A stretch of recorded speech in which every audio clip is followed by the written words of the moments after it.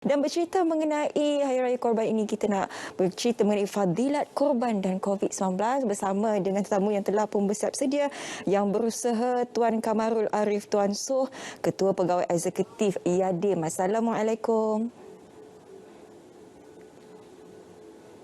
Waalaikumsalam warahmatullahi wabarakatuh. Terima kasih kerana bersama dengan kami, Tuan Kamarul. Sihat? Alhamdulillah. Alhamdulillah. Tuan, bila kita lihat tak lama lagi kita nak menyambut Hari Raya Korban ini, apa sebenarnya di antara pengajaran ataupun iktibar yang boleh kita ambil dalam ibadah korban ini yang boleh kita aplikasikan dan juga kita terapkan dalam pada mana kita mendepani pandemik COVID-19 ini, Tuan? Ya, bismillahirrahmanirrahim. Terima kasih Syafiqah, terima kasih Terence di atas soalan dan juga ruang yang diberikan kepada Yadim. Soalan yang Syafiqah tanya itu sebenarnya sangat relevan untuk kita bincangkan dalam tempoh yang kita hadapi sekarang ini. Pertama sekali, ia nak menunjukkan kepada kita untuk ibadah korban yang kita akan laksanakan pada hari Raya Aidil-Adha nanti. Ia sebenarnya nak melambangkan betapa Islam itu adalah satu agama yang mana dia meletakkan puncak seseorang hamba kepada Tuhannya adalah ibadah. Dan ibadah korban ini adalah satu bentuk manifestasi kehambaan. Dan sebab itulah Allah Subhanahu Wa Taala menyebut di dalam Al-Quran dalam surah Al-Hajj ayat ke-36, wal budna ja'alnaha lakum min sya'airillah, dan kami jadikan korban itu sebagai syiar ataupun lambang ketakwaan kita kepada Allah Subhanahu Wa Taala. Kita tidak berkorban di dalam Islam kerana kita nak memuja sesuatu ataupun kita nak appease, kalau dalam bahasa Inggeris, nak appease the supreme being ataupun sebagainya. Tetapi apa yang kita lakukan korban itu adalah sebagai manifestasi dan perlambangan kehambaan kita kepada Allah Subhanahu Wa Taala. Ini telah ditunjukkan oleh bapa kepada para nabi, iaitu Nabi Ibrahim alaihissalam, yang mana Nabi Ibrahim alaihissalam itu melalui ujian demi ujian dalam kehidupan baginda sejak daripada kecil.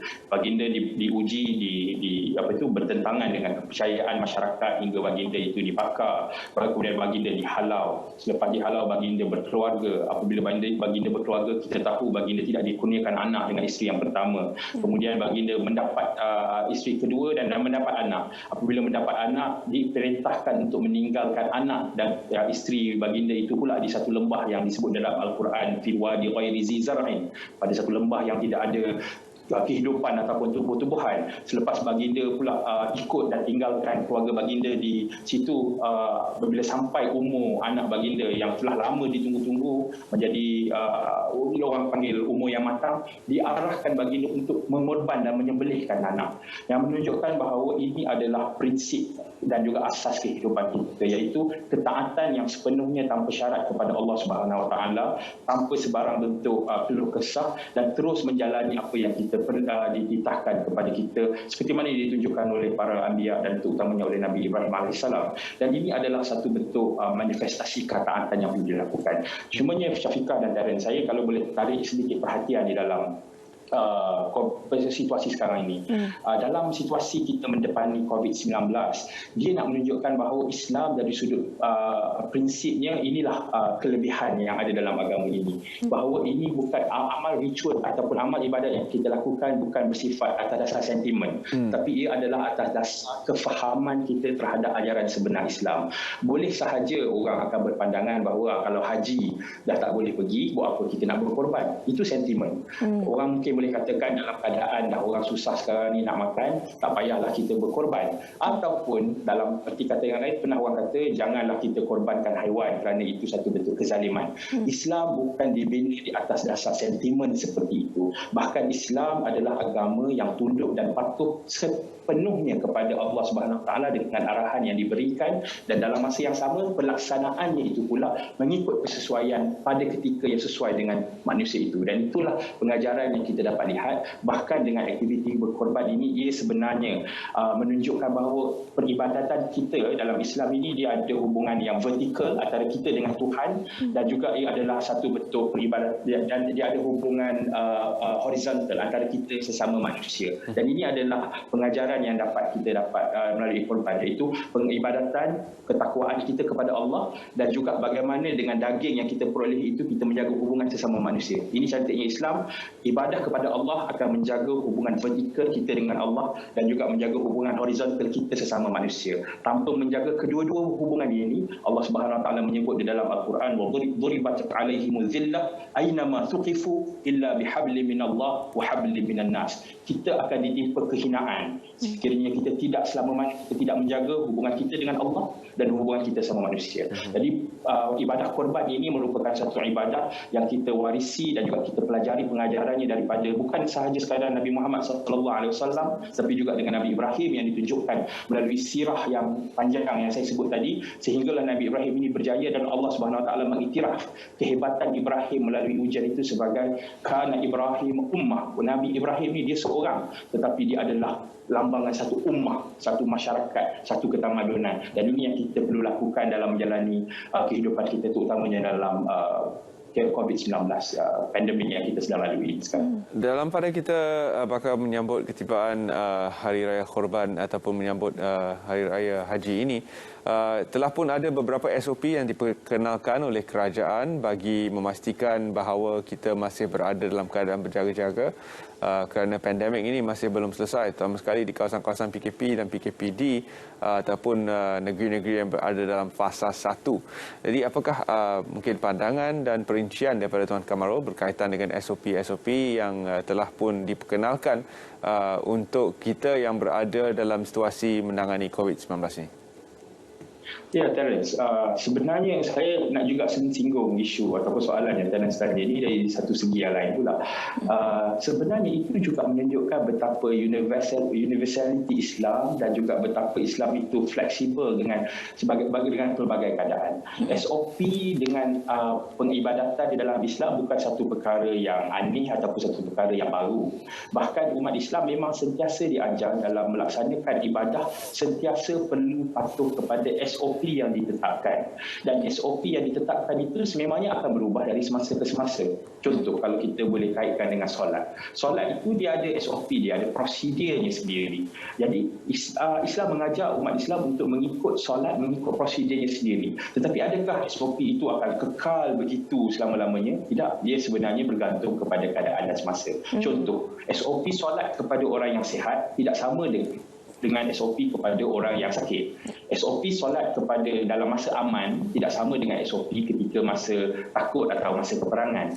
Begitu juga dalam ibadah korban. SOP ketika dalam keadaan kita tidak ada masalah dan sebagainya tidak sama dengan keadaan ketika mana kita perlu mematuhi keadaan ataupun menjaga keamanan, menjaga kesihatan pada kadang-kadang tertentu.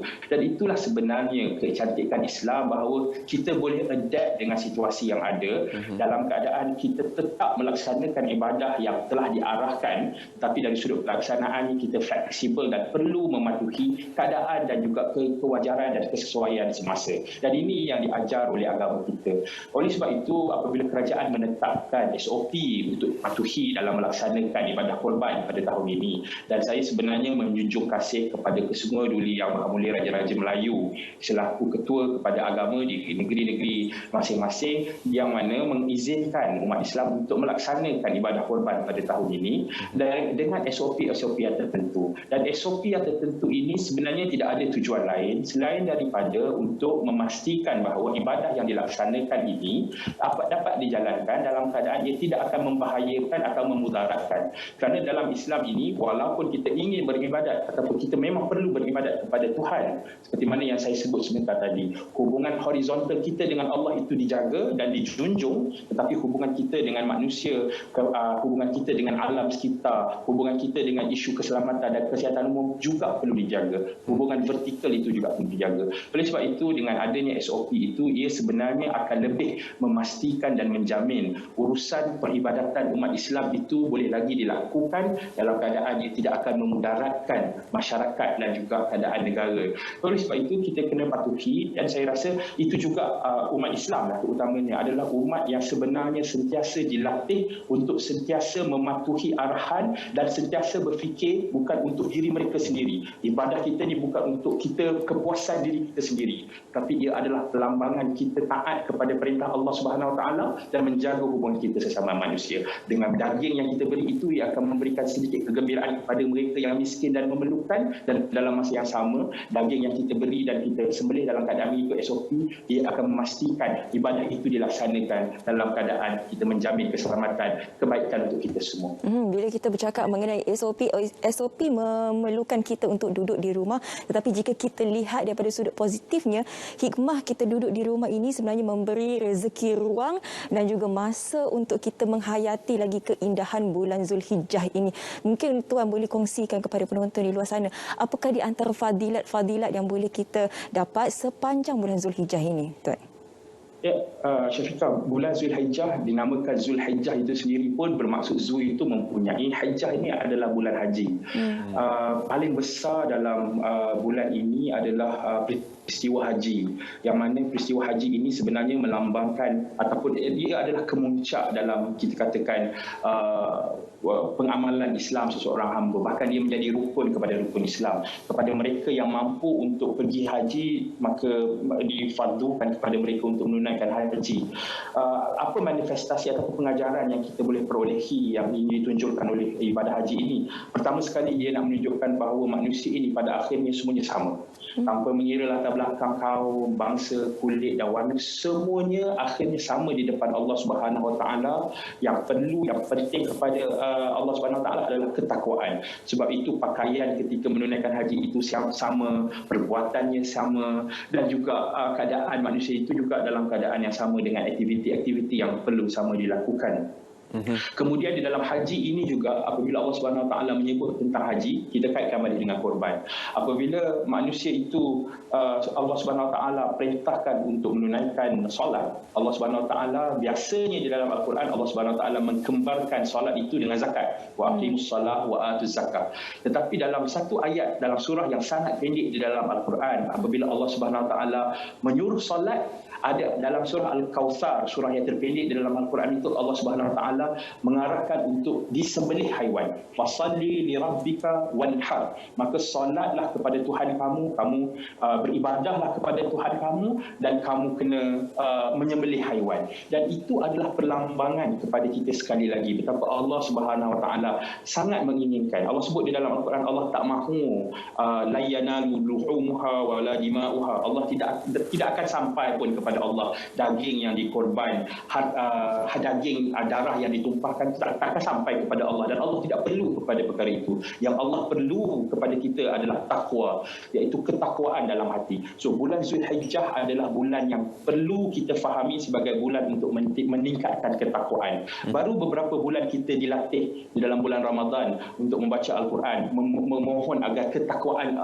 diberikan kepada kita. Bulan Zulhijjah adalah bulan untuk manifest ketakwaan yang telah kita peroleh itu. Kita patuh apabila Allah Subhanahu Wa Taala meminta ataupun mengajar kita untuk menunaikan haji. Ketika kita mampu, kita tunaikan haji. Apabila Allah Subhanahu Wa Taala mengajar kita untuk mengorbankan wang ringgit untuk dilaksanakan korban, hingga Nabi SAW sendiri memberi amaran yang keras kepada mereka yang mampu tapi tidak mahu berkorban, kita akan lakukan. Kenapa kita lakukan semua ini? Bukan kerana kita nak tunjukkan kita kaya, bukan kerana kita nak tunjukkan kita mampu, tetapi kerana takwa kepada Allah Subhanahu Wa Taala. Kerana pada akhirnya yang Allah Subhanahu Wa Taala akan terima adalah takwa. Orang ramai bertanya, takwa itu bagaimana? Ini adalah contoh praktikal ketakwaan kita kepada Allah, dan moga-moga dapat kita lakukan dalam bulan Zulhijjah ini.